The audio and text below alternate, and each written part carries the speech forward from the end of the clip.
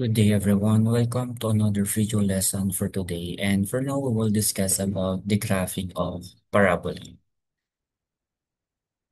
To begin with, let's start with identifying the different parts of hyperbola.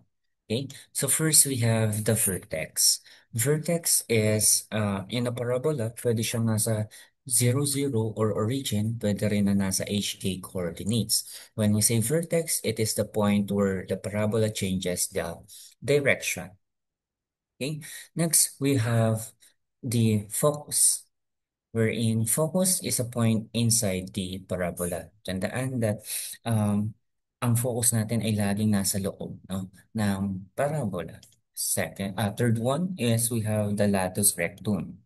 When we say latus rectum, it is a line segment passes through the focus and it is perpendicular to the axis of symmetry. Yung axis of symmetry naman natin, ito yung nag-hati or nag-divide into two equal parts ng sa yung ating parabola. It is always equivalent to 4 times the distance of focus from the vertex of parabola. So ito yung C variable na kinukuha natin before.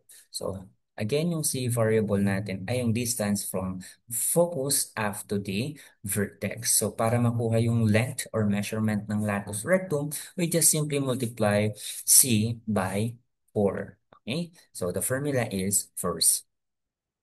Next, we have the endpoints of latus rectum or latera recta. It is the length of latus rectum of parabola is always equivalent to 4 times the distance of focus from the vertex of parabola. Okay. Next, let's proceed with the uh, the different forms of standard form ng ating parabola. So, ito, yung parabola natin, ay ang vertex ay nasa origin. It means nasa 0, 0 coordinate. So as you can see, ang dami ditong formulas, but ilan lang yung kakailanganin natin dito. Okay? For this one, para sa pagka-graph, ang kukuhanin na lang natin ay yung si focus. Okay? Si focus and the endpoints of lateral rectum and also yung si variable natin. Yun yung hahanapin natin. For the vertex naman, since origin to, nasa 0, 0 lang siya.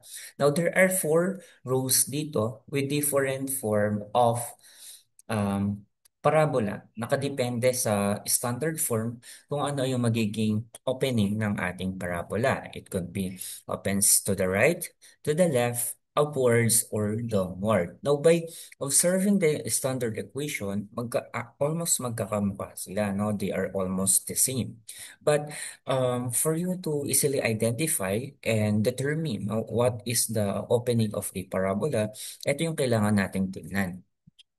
Kapag yung nasa left side ng standard form is y, okay, it's either opens to the right or opens to the left lamang yan. Okay? Now, paano naman natin malalaman kung right or left ang opening? We're going to look on the sign of our 4. Okay? If it is positive, it opens to the right. If it is negative, it opens to the left. Okay? Now, pagdating naman sa if x value or x variable ang nasa left side ng ating standard form of equation, it's either, ang opening naman niya is either opens upward, okay? Ito, upward, and opens downward. So, dalawa lang yung pagpipilian natin. And magmamatter naman din ay yung sign ng ating 4. If it is positive, so opens upward. If it is negative, it opens downward. Okay? So, yun yung mga palatandaan and i-observe natin, no, para malaman agad yung magiging opening ng graph um, without getting the other parts needed. No? By just observing the given standard form, we can easily determine the opening of the parabola. Okay? Now, let's have an example of this one. So, example number 1, we have x squared is equal to 8y. So, as we can see, wala tayong h and k variable. So, it means wala, ang ating parabola or vertex ng parabola ay nasa 0, 0. Okay, nasa 0, 0. Now, observe natin ano kaya yung magiging opening ng parabola natin based on its given standard form. So, ang nasa left side natin is x squared. So, it means pag binalikan natin yung table, it's either upward or downward lamang. Now, pag i-observe naman natin yung right side, this one is positive. Okay? Although, para yung 8, para maging form ng 4C, hahanapin natin yung value ni C. So, para mahanap yung value ni C, think of a number na kapag minultiply kay 4, magiging 8 ang sagot. And that is 2. So, multiply natin by 2, ito yung magiging value ng C natin, which is 2. Okay? Now, since positive yung 4C form natin or 4CY term, we're going to look on the opening. So, x squared yung nasa left side, then positive ang nasa right side. It means the opening is up, upward. Okay? So, lagay lang natin dito yung na-observe nating opening based on the standard form. It is upward. So, it means dapat later, kapag nag-graph tayo, ang opening ng graph is upward. So, that's one way for us to verify if our answer is correct. You know? Now, so, since upward siya, it means etong row lang na ito, okay? Etong row na ito ang gagamitin natin sa pagkuha ng focus and the endpoints of latus rectum. So, kapag nagsasagot na kayo, you can always look back or check the table para hindi kayo mahirapan sa pagme-memorize ng ating mga given formulas. So, nilagay ko na rin dito, no, yung ating um, parts needed and ano yung gagamitin natin mga formulas and like sa ellipse and hyperbola and also kay circle, we will just perform direct substitution. So again, vertex natin wala tayong H and K, so it means nasa 0, 0 ang vertex. For focus, we're going to use 0C. On this one, perform lang tayo ng direct substitution for C, which is 2. So therefore, the coordinates of our focus is 0, 2. Now, for length of latus rectum, multiply lang natin si C by 4. Okay, so 4 times 2, that is 8. So it means 8 units ang length of latus rectum. Next, for endpoints of latus rectum, 2 points yung kailangan natin kukuhanin or 2 coordinates. We have 2C and C. So, with that, yung C, multiply lang natin by 2. 2 times 2 is 4. Then, copy yung C or substitute si C which is 2. Therefore, the coordinate of first endpoints ng latus rectum ay 4, 2. Next, for endpoint number 2, we have negative 2C, negative 2 times 2, that is negative 4. Then C is 2. Okay, so those are the parts that we need. We have vertex 0, 0, focus 0, 2, length of latus rectum 8 units, and endpoints of latus rectum for 2 and negative 4, 2. So once na meron na tayo nitong mga coordinates, we can already plot these points to our Cartesian plane. And with this, ito yung magiging itsura ng graph natin. Okay? So we have here 0, 0 as vertex, 0, 2 as focus. We have negative 4, 2 and positive 4, 2 as endpoints of latus rectum. And yung latus rectum natin, yung mismong latus rectum, eto po siya. Ayan. And the length of this is 8 units. Okay? And as you can see, based on the graph, nakapag-form tayo and nakapag-create tayo ng upward na opening, which is correct naman, no, by just observing again the standard form of equation, it is also upward yung opening. Okay, so that is an example of graphing ng parabola when the vertex is in the um, 0, 0 or origin. Next, let's proceed with parabola when the vertex is in HK coordinates. Okay, so it means lamang wala sa origin ang ating vertex. So, same with dun sa previous table na pinakita natin, there are 4 columns, 4 rows din dito. Ang nadagdag lang naman dito, this time may H and K coordinates tayo. But again, magmamatter kung each row, kung ano yung magiging opening ng ating parabola. So same with kanina, kapag y yung naka-square or nasa left side, then positive yung 4c natin, the opening is opens to the right. While kapag naman negative yung force natin and yung y squared yung nasa left side, it opens to the left. Kapag x squared or x terms yung nasa left side and positive yung force natin, it opens upward. And kapag x squared yung nasa left and negative yung nasa right, it opens downward. So again, unang gagawin natin is tignan or i-check muna natin kung ano yung opening para alam din natin ano ba yung gagamitin nating mga formulas for each coordinates na hahanapin natin. Okay? So wag niyong pagpapalit-palitin lahat ng coordinates, although almost sign lang naman yung nagbabago dyan, positive or negative.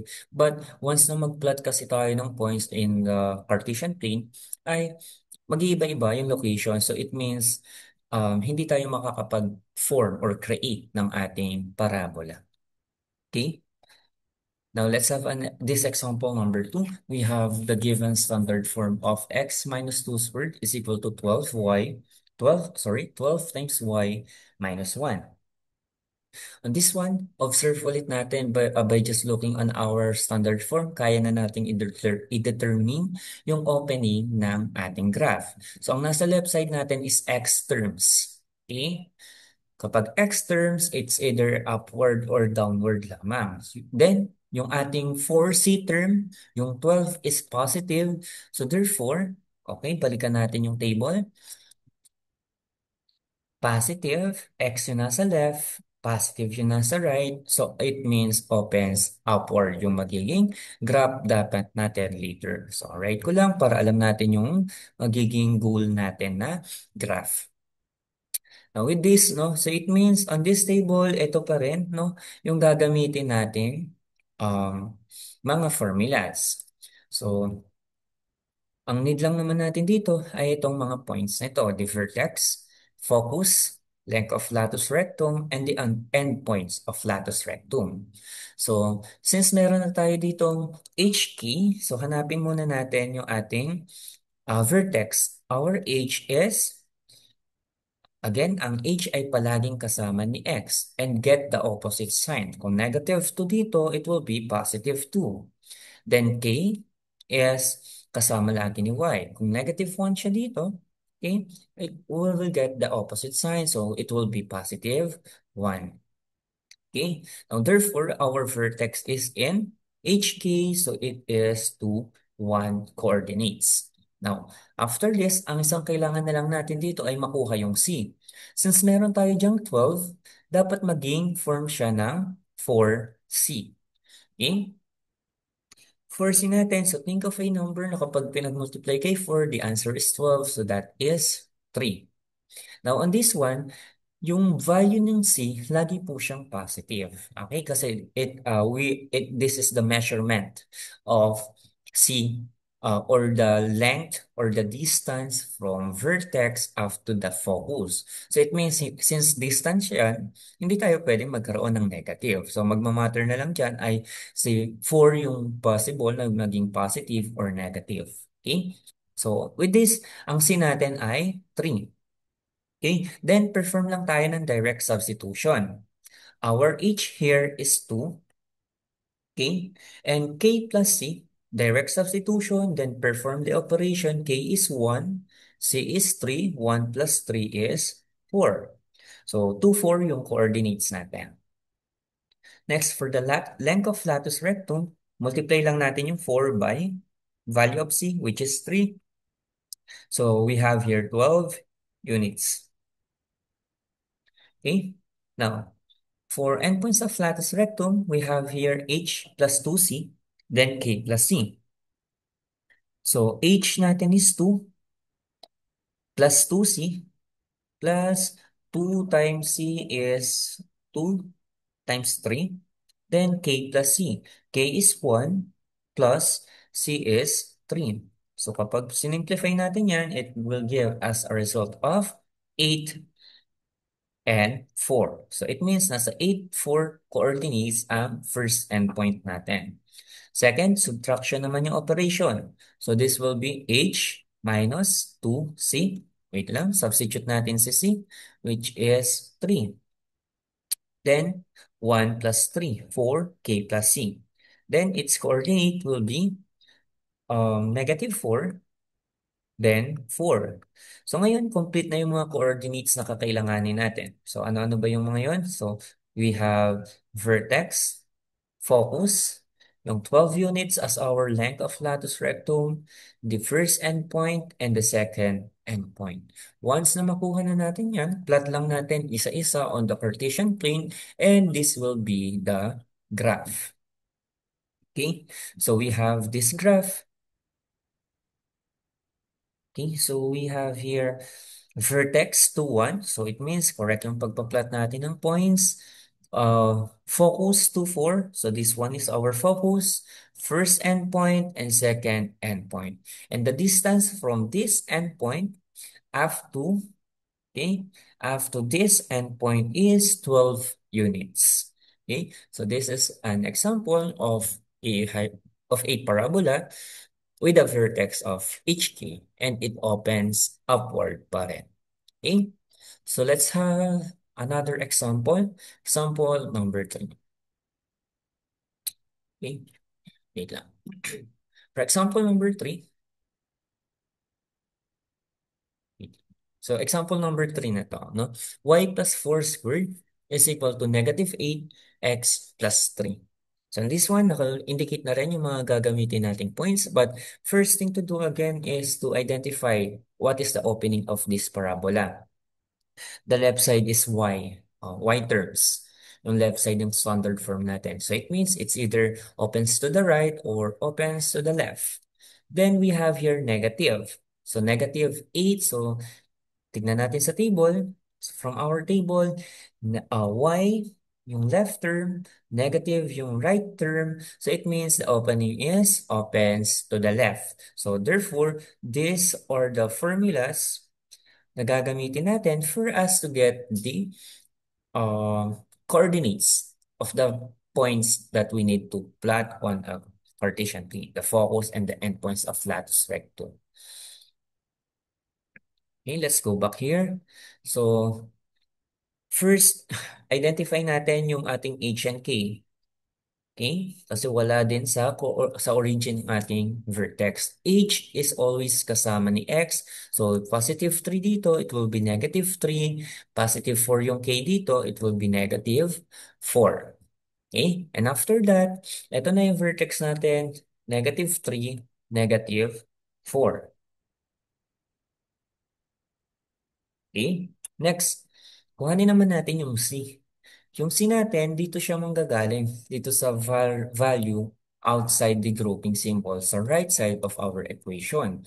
So yung negative 8, kailangan maging negative 4C ang form niya. Again, yung 4 yung nagkakaroon ng pabago-bagong sign. It could be positive or negative.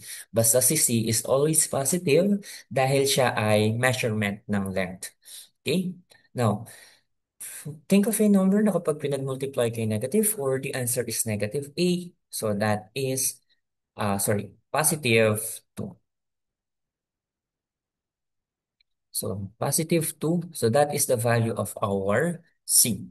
Okay? So it means C is equals to positive 2. Now, nakuha na natin lahat ng key points or values ng variables na kailangan natin. So it means gamitin na natin siya in performing direct substitution to get the coordinates that we need. We have here h minus c. Our h is negative 3 minus 2, which is the c. Negative 3 minus 2 is negative 5. Next is k. So, substitute lang natin si k, that is negative 4. So, it means ang ating focus ay naka negative 5, negative 4 coordinates.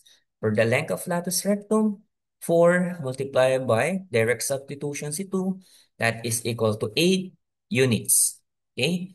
Yung units natin, kapag may na-specify ng specific unit like cm, meter, or inches, no? So, yun na yung ilalagay natin.